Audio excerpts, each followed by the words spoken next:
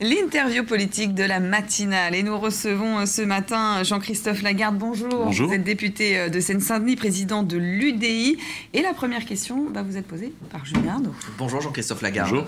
Je voulais qu'on s'arrête pour débuter sur une de vos phrases, une de vos déclarations. C'était il y a quelques jours à l'Assemblée nationale. Ça a beaucoup fait parler.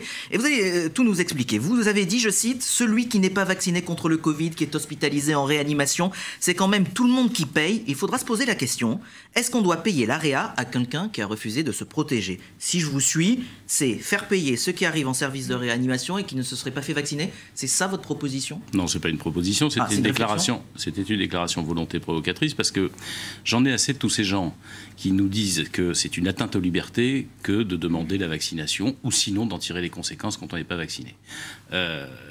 Ces gens-là ont un problème avec la liberté. La liberté, c'est de pouvoir choisir, mais c'est d'assumer les conséquences de son choix. Et je prenais l'exemple, ça a été tronqué évidemment, quand vous partez en montagne sans guide, si jamais vous avez un accident et qu'on vient vous chercher, c'est vous qui payez. Alors je ne suis pas à dire qu'il faut faire ça, je dis simplement que ça suffit de nous dire que c'est une atteinte aux libertés. Parce que la vraie atteinte aux libertés, c'est que nous serons bientôt 40 millions de Français à nous être vaccinés, tout simplement pour nous protéger, mais aussi pour protéger les autres. J'avoue que je préférerais que les Français soient motivés par la vaccination pour protéger tout le monde, par civisme, que pour aller au resto ou au cinéma. Enfin, ça marche aussi pour le resto et le ciné, donc tant mieux s'ils y vont. Ce que je veux dire par là, c'est qu'on a simplement une conséquence, c'est quand vous êtes vacciné, il n'y a pas de raison qu'on vous enquiquine pour aller au restaurant. Il n'y a pas de raison que quelqu'un vacciné vienne vous mettre en danger. Parce que quand vous êtes vacciné, vous êtes protégé contre les formes graves du Covid, mais vous pouvez l'attraper. Il y a 20% des gens qui ont des conséquences derrière. Et donc, si on veut aller jusqu'au bout du raisonnement, on dit simplement une chose, nous. La liberté, on n'est pas pour l'obligation vaccinale, mais la liberté, elle a aussi des conséquences, c'est d'assumer les responsabilités de ses choix. On fait tous des choix dans la vie, on en assume les conséquences. Vous ne voulez pas vous faire vacciner, il y a des choses que vous ne pourrez plus faire. C'est ce qu'a dit et ce qu'a précisé hier le chiffre, Olivier Véran, c'est 96% des personnes qui sont en réanimation aujourd'hui ne sont pas vaccinées. Si je reviens et si je poursuis sur votre déclaration, le coût d'une journée en réanimation, d'une hospitalisation en réa, ça varie en fonction des régions, mais on est en Ile-de-France autour de 3 000 €, on va dire. Donc ça voudrait dire que une personne qui n'est pas vaccinée et qui chope le Covid et qui est en réanimation, elle va devoir payer 3 000 € tous les jours et on imagine que ça peut être 10, 15. Il y a des personnes qui restent 1 mois, 2 mois en réa. Encore une fois, ce n'est pas ce que je propose. Donc, c'est simplement de dire vous arrêtez. Bien d'accord, c'est pas une proposition, c'est l'exemple. C'est un peu comme vous disiez, voilà, pour provoquer. J'assume que c'était une provocation. Vous l'avez pas proposé au Premier ministre, vous l'avez pas proposé à Jean Castex, ça? Non, pas du tout. J'ai proposé beaucoup de choses par écrit, ça peut se voir, ça a été publié à Jean Castex. Non, mais j'en ai assez de cette espèce de dictature des antivax qui d'abord consiste à faire peur à tout le monde alors qu'on a besoin de faire un effort ensemble. Il n'y a pas qu'au moment de la Coupe du Monde qu'on doit se rassembler. Il y a aussi quand on est attaqué par un virus et qu'on a besoin, pour le compte, de réagir ensemble pour protéger la société. Et puis, disons les choses concrètement, moi je suis pour que les gens assument leurs responsabilités. Vous savez, dans la vie, par exemple, vous pouvez ne pas avoir envie de conduire. Vous ne passez pas le permis de conduire. Mais vous emmerdez pas les gens qui ont passé le permis de conduire. Eh bien, ceux qui ne veulent pas se faire vacciner sont libres de le faire. Il y a des conséquences. Il n'y a pas de raison que vous soyez dans un cinéma avec un masque quand il n'y a que des gens vaccinés. Pourquoi on va tous mettre un masque parce qu'il y a des gens qui ne veulent pas se faire vacciner? Il n'y a pas de raison que vous ne soyez pas plus de temps à table. J'ai fait une proposition que le Premier ministre n'a pas reprise. On a fermé les commerces à 3 reprises, peut-être 4 s'il y avait à nouveau des mesures de restriction à la rentrée avec la progression du virus. On a une arme pour se protéger du virus. Moi, je propose que les commerçants qui sont vaccinés et leurs employés vaccinés ne ferment plus. On a aussi des emplois à sauver. On a aussi des gens qui ont besoin de retrouver une vie sociale. On a aussi besoin de revivre. C'était pas la même chose quand il n'y avait pas les vaccins. Mais maintenant qu'il y a les vaccins, ceux qui ont décidé de se protéger, qui ont fait aussi l'effort civique de protéger les autres, ils doivent pouvoir vivre plus normalement. Je disais ça au mois de décembre, à l'époque. Le gouvernement disait non, le pass vaccinal, jamais. Madame Bachelot disait pour les spectacles, jamais. Bon, ils y viennent, tant mieux. L'obligation vaccinale non plus. Et finalement, pour les soignants, ça, vous êtes d'accord? Vous soutenez? Oui, vous estimez que quand on fait partie du corps médical, on doit là assumer aussi ses responsabilités? Il faudrait aller au-delà des soignants? Tout à fait. Et j'ai fait une autre proposition. Moi, je pense qu'il y a 2 activités fondamentales de la nation qui font partie d'ailleurs du pacte national. D'une part, la capacité de soigner, de la santé des Français. Et on ne peut pas avoir la moitié des soignants qui disent il faut que vous vous vacciniez, puis nous, on ne se vaccine pas. Parce que si on est malade, il faudra bien qu'il y ait des soignants pour nous soigner. Il vaut mieux qu'ils ne soient pas malades. Ça, c'est la première chose. Mais il y a une deuxième chose, et là, le gouvernement l'oublie, et je le regrette, parce qu'il y a une incohérence, c'est l'éducation. On a perdu des centaines de milliers d'heures d'éducation pour nos enfants depuis 2 années. Il ne faut pas qu'il y ait une 3e année. Donc comme vous ça. réclamez vaccination obligatoire pour les soignants et pour les enseignants. Et les enseignants, d'ailleurs, il y a une incohérence. On va demander aux enfants de se faire vacciner. On va même les vacciner dans les écoles, mais on ne fait pas la même chose pour les enseignants. On doit protéger l'enseignement. On ne peut pas avoir 3 années de sacrifice sur l'éducation de nos enfants. Que vont-ils devenir ? Et on doit protéger au niveau des soignants. J'espère qu'il m'entendra à la fois sur ce que je disais sur les commerçants pour qu'ils ne referment plus, sinon certains vont mourir, et sur les enseignants et sur les personnels de l'éducation nationale ou qui travaillent dans nos écoles, pour que nos enfants puissent continuer à grandir en s'éduquant. Le volet sanctions, il y a l'avant-projet de loi sanitaire qui arrive lundi en Conseil des ministres, dans la foulée au Parlement. C'est l'article 1er dont on a eu connaissance sur les 45 000 € d'amende, les 1 an d'emprisonnement pour le patron d'un restaurant ou d'un établissement qui ne contrôlerait pas la détention par les personnes qui souhaitent du pass sanitaire et qui ont eu ce pass sanitaire. Le gouvernement, dit-on, durcit le ton. Vous êtes d'accord? C'est bien? Non, je veux dire 2 choses là-dessus. D'abord, je veux dire aux restaurateurs, j'ai entendu certains qui se plaignaient en disant on ne va pas devenir contrôleur ou flic. Vous ne pouvez pas vous plaindre d'être une des activités potentiellement les plus contaminantes, d'avoir été fermé si longtemps, et ça a été un drame pour vous, pour nous tous, et ne pas vous donner les moyens. Là encore, le vaccin, le pass sanitaire, c'est une arme pour éviter que vous refermiez, pour sauver vos entreprises, vos emplois, pour nous permettre de vivre ensemble aussi. Enfin, retrouver un restaurant depuis 1 an et demi où on ne pouvait pas le faire, on a tous goûté, en tout cas nombreux, à ce plaisir. Après, on peut entendre que pour eux, c'est vrai que c'est peut-être contre nature. C'est normal, ils vont devoir aussi refuser les gens, parce qu'on le sait, il y a des gens qui vont se présenter et qui ne seront pas dans les règles. C'est vrai que pour un commerçant, c'est aussi difficile de devoir mettre quelqu'un dehors. C'est un peu contre nature par rapport à l'emploi premier. Je ne prétends pas le contraire et vous avez raison. La seule chose, c'est que le choix, il est entre refermer ou contrôler. Il vaut mieux que vous contrôliez plutôt que vous refermiez. C'est la guerre toujours, comme disait le président, finalement. Oui, j'ai jamais aimé cette expression, mais en tout cas, c'est un combat collectif qu'on doit mener contre un virus qui nous agresse. On est tous au même niveau. Mais il y a un deuxième message que je veux passer. J'ai vu le texte de loi. 1 an de prison, 45 000 € d'amende, c'est une peine très excessive. Ce n'est pas ce dont quelqu'un écope quand il agresse une vieille dame pour l'agresser à son domicile. Qu'est-ce qu'il aurait fallu faire? Donc je pense très sincèrement qu'une amende de 1 500 € par personne qui n'aurait pas été contrôlée, c'est du tribunal de police, c'est d'une contravention de 5e classe, et une suspension administrative s'il y a une récidive, suffirait à faire comprendre qu'on ne rigole pas avec le virus, qu'il faut faire ce travail pour éviter de refermer les restaurants, mais 1 an de prison et 45 000 €, d'ailleurs, je vais vous dire, ça n'aura jamais lieu. C'est du tribunal correctionnel. Les tribunaux correctionnels ça n'aura jamais lieu, on verra jamais. Les tribunaux correctionnels n'auraient jamais le temps de traiter ça. C'est excessif. Enfin, c'est plus grave d'agresser une vieille dame dans la rue que de ne pas contrôler le pass sanitaire de quelqu'un au restaurant.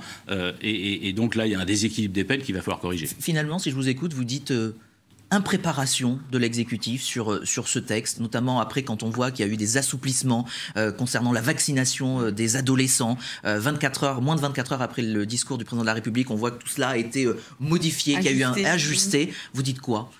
Le président n'était pas prêt totalement. C'est le problème depuis le début de la crise. Ils sont souvent en retard sur le virus et ils sont souvent en décalage avec la vie des Français. C'est ce que je reproche le plus, de ne pas être capable d'écouter. Quand j'ai parlé du pass sanitaire au mois de décembre dernier pour qu'on s'y prépare au printemps, ils disaient non.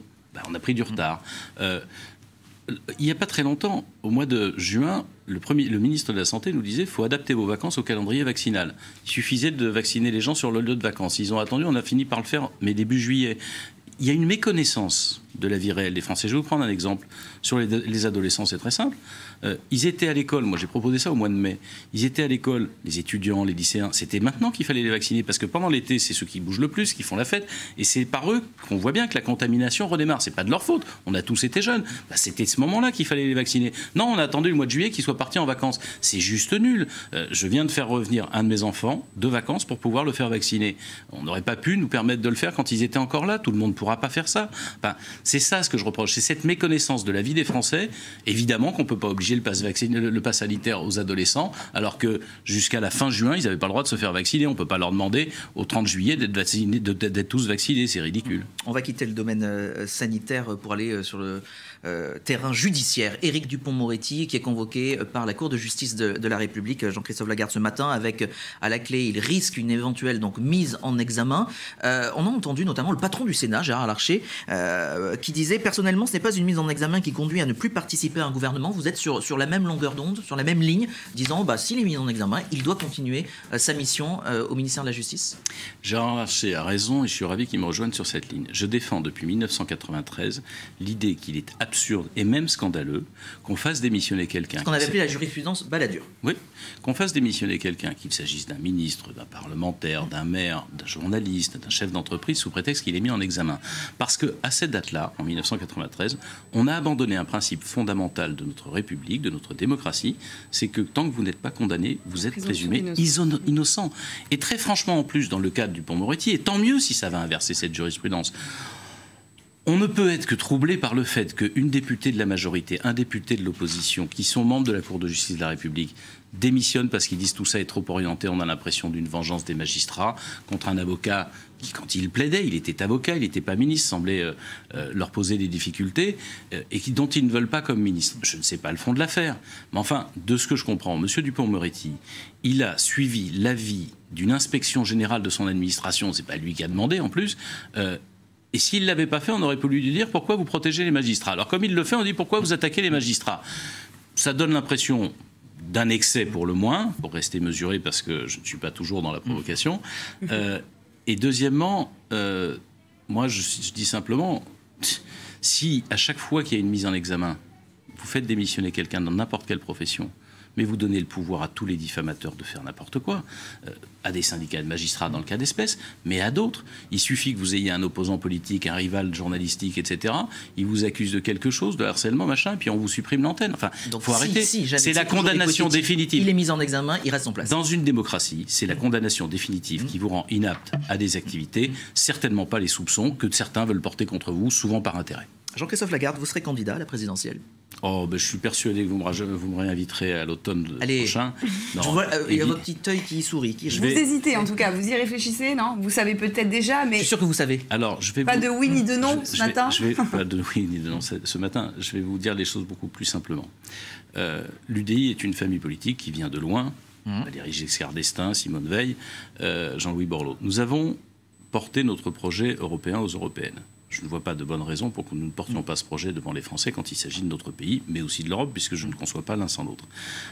Après, en plein été, je vois beaucoup de gens s'agiter au lendemain des régionales sur les élections présidentielles. Je ne suis pas persuadé qu'au moment où on a un rebond épidémique, au moment où les Français ont besoin de souffler après toutes ces épreuves, ce soit vraiment le moment de penser à ça. Et ça me laisse l'impression que souvent, des gens qui sont candidats à l'élection présidentielle pensent à eux plutôt qu'aux Français et à la France. Alors si jamais vous vous présentez, est-ce que vous excluez ou pas de participer à la primaire de la droite et du centre? Ça, c'est une autre affaire. La primaire, son principe, on ne peut pas dire que ça a eu un grand succès jusqu'à présent, mais son principe, c'est de rassembler tous les candidats potentiels et de les départager. Il y a un candidat, à ma connaissance, Xavier Bertrand, a fortiori celui dont les sondages sont le plus flatteurs, qui dit « moi j'y participerai pas ». Alors je ne comprends pas le sens d'une primaire, parce que le sens d'une primaire, pour ne pas départager qui que ce soit, ça perdrait de son sens, je ne vois pas l'intérêt d'y participer. Parce qu'aujourd'hui, où se trouve l'UDI dans cet échiquier politique? On a l'impression aussi un peu d'une dispersion, on ne sait plus, entre ceux qui vont chez DLR, ceux qui vont finalement à la République Hervé en marche. Morin chez LR, effectivement, le MoDem avec la REM. C'est difficile aujourd'hui de trouver vraiment sa place. Vous remarquerez que le MoDem n'est pas à l'UDI, donc je ne vais pas parler mais pour eux. Le centre, si on prend même si honnêtement nous avons des convictions politiques assez proches, il n'en reste pas moins qu'ils acceptent un certain nombre de la part d'Emmanuel Macron, le centralisme excessif de l'ultralibéralisme d'Emmanuel Macron aussi l'omnipotence et l'omnipouvoir du président de la République, qui me paraît un défaut français, mais qui a été accentué par Emmanuel Macron, parce que moi je crois plus dans la capacité de la société, de la décentralisation, de rendre les gens responsables. On parlait de la vaccination tout à l'heure, c'est mieux de rendre les gens responsables que de les obliger, et donc il faut donner les moyens à la société de ça.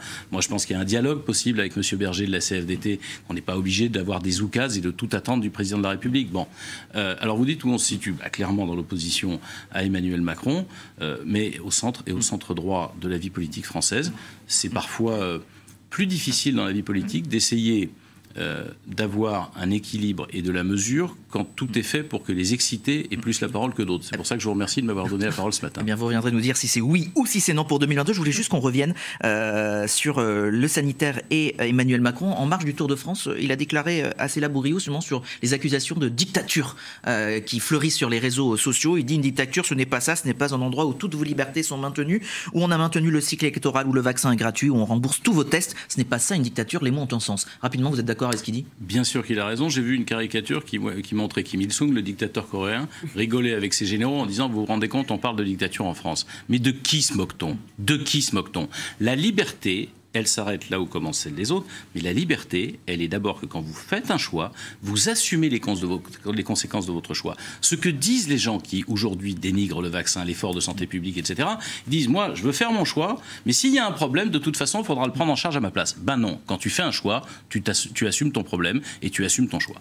Merci beaucoup. Voilà, c'était le mot de la fin. Jean-Christophe Lagarde d'avoir été se responsabiliser et assumer. Merci Jean-Christophe Lagarde.